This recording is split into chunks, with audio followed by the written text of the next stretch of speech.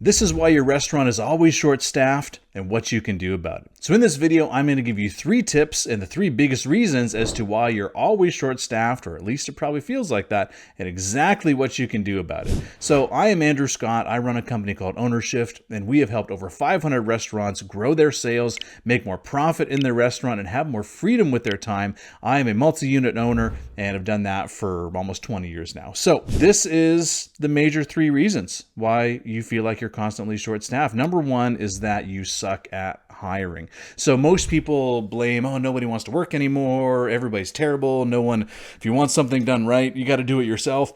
The funny part is everybody blames COVID for this. And yes, COVID has changed a lot. But people actually complained about this before COVID. It wasn't as bad, don't get me wrong. But people still had the same complaints. I've been doing this a long time. I've been a restaurant owner a long time. We still had the same thoughts even back in 2007, 2008. So it is not just COVID that has made this happen. But I will tell you that our hiring process and our attraction process for employees has to change, especially after COVID, because people have choices now, right? Just having a job isn't enough anymore. Maybe back in 2010, if you just had a job, people were like, well, I need money, so I should get a job. Now people are choosing where they want to work. And if you were not a desirable place to work, you're going to have a harder time finding people, right? If you're paying below market wages, you are going to get below market candidates. It's just the reality of the things today. So let's look at it this way.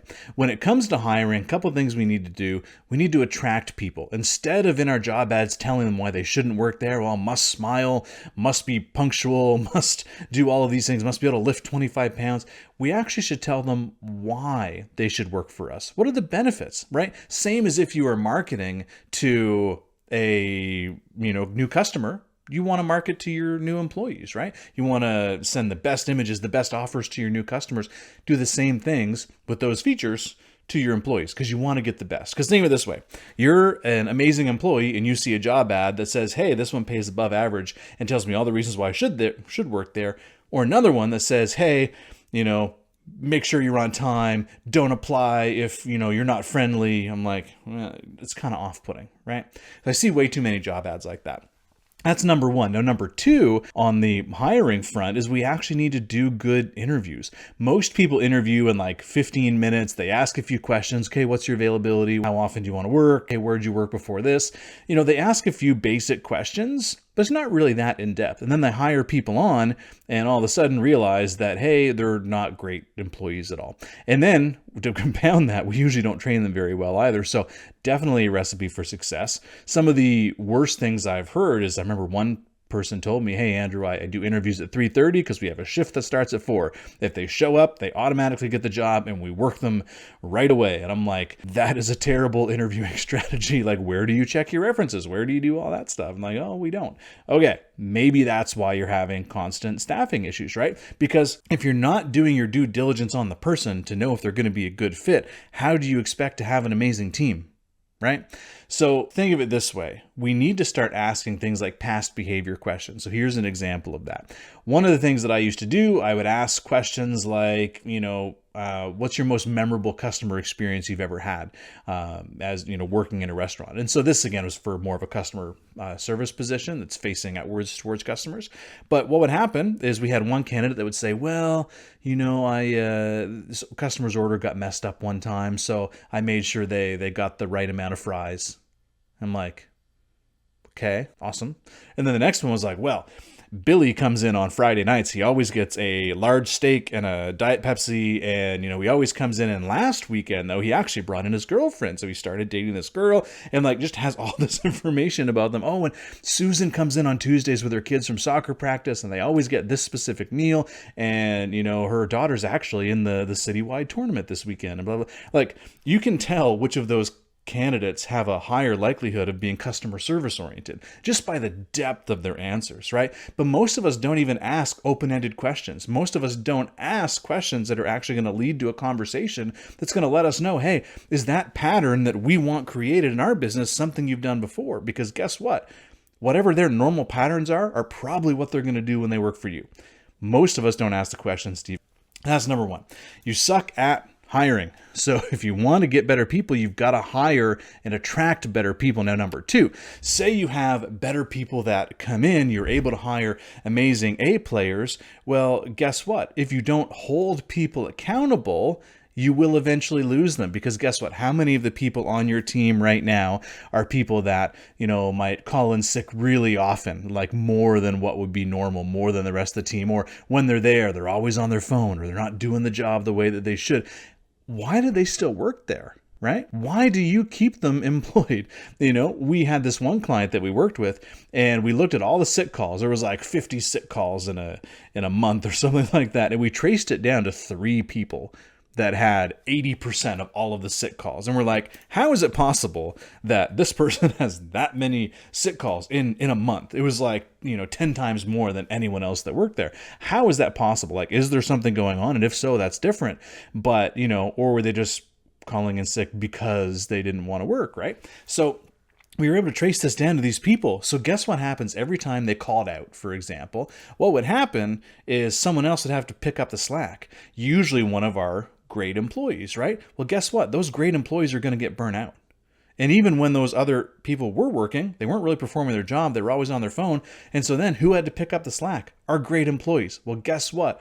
If we don't hold people accountable to what they're supposed to do and allow them to continue working for probably the same wages as what the great people are getting, guess what? Our great people aren't going to stick around very long, right? Because people don't rise to the level of your expectations, they fall to the level of your accountability. And so if you don't hold people accountable, if someone can just not show up to their job and not do their job, and they still get to keep their job, that is the standard that you are setting in your restaurant. So we need to make sure that gets fixed. Now, the other reason why you're probably short-staffed is because you don't plan ahead. And so we have to understand that in the restaurant business, it's seasonal. Obviously, for most people, when it's nicer out, more people are out, your sales might go up. Maybe for you, maybe wintertime is actually your busy time. It depends on each business, right? So everyone's going to have this. But one thing I typically know that happens twice a year is the school schedules change, right? So think about the college school schedule, university school schedule, whatever, in your area. In some places, this will start up in, August, September, and then it will get out in like April, May, right? So what happens? And so I'm just going to give you the example from a cold weather climate. So for example, if you have winter and it snows, and that's what I mean by cold weather, what happens is that in the fall, what'll happen is a bunch of people that were there for the summer, they will leave, they'll go back to school, they will do that, and they will, go wherever, or they'll change their availability. If you don't plan for that, what's going to happen is all of a sudden you're going to go through this staffing crunch. You're going to be like, oh my God, everyone changed their availability on me, and now we don't have enough staff. Well, they didn't change their availability on you. They just changed their ability because that's what life dictates sometimes, right? If they're going back to school, obviously they're going to change their availability down to part-time. So what ends up happening, if we don't prepare for this, we end up freaking out. And so then this happens for multiple businesses, like almost all of them who hire from that age demographic of say 16 to like 30.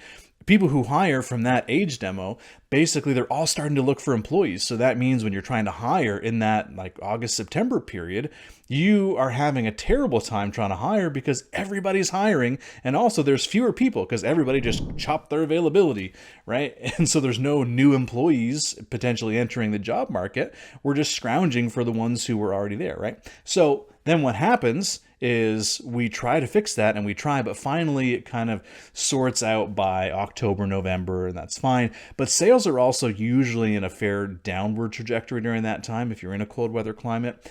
Whereas in spring, it gets way worse because in April and May, the same thing happens. All the college students get out, but guess what? They don't go and get jobs right away. They usually take a couple weeks off and enjoy a little bit of time. So that means they're putting in their notices, they're leaving their employment, and then they're moving, going back home, doing whatever. And so then it takes them a little time to actually get back in and then settle in for their summer jobs and stuff like that. Usually takes 2 to 4 weeks. So what's happening during the springtime is all of a sudden in April and May, you're getting these notices. Everybody is getting these 2-week notices. And if you're in a cold weather climate, your sales are starting to jump. So all of a sudden, everyone is stressed to the max because there's no more employees. And it's really hard to get new employees in that time. So the only way to go through this and not get sucked down into the business is to plan ahead. What you have to do is actually start to hire in January and February to prepare for that April turnover. Because let's think of it this way. Say you start hiring the start of February. How long does it take to train people? For most, it takes like 3 to 4 weeks to train someone. So by that time, it's March. And then pretty soon, you're going to be getting those notices coming in. Everyone's worried, oh, Andrew, how am I going to have the hours? Well, guess what? I say in March, does your sales go up versus February or down? Most people say up. Okay, great. You're actually going to start having more hours. So it's really not going to be that big of a deal. But most people don't start hiring until the 2-week notices come in, and they get caught flat-footed every single time. And so they just get put in this constant state of stress. So if you add not being great at hiring, no accountability, so we're keeping the poor people, losing the best ones, and we're also not planning ahead, is a recipe for disaster in restaurants. And so what I hope you do instead is improve your hiring. I hope that you hold people accountable, and if they're not performing, let them go, right? Because the A players will stay because they want people on their level. If they have to keep picking up the slack, they will leave. Don't allow that to happen. And number 3, make sure you plan ahead. Understand where your busy seasons are. Understand the team that you have.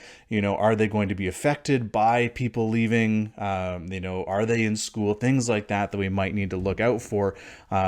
Make sure you're accounting for that. But definitely account for the fact that even if you don't hire college-age students, a lot of people do, and that affects the job market as a whole. So be prepared for that to happen. And if you do these 3 things, you will feel much less stressed because you won't be turning people over as much. You'll have a restaurant that can actually focus on growth 12 months of the year instead of having 2 or 3 times a year where you're sucked back in the business and just trying to survive. All right, guys, I hope this helps. We'll see you soon.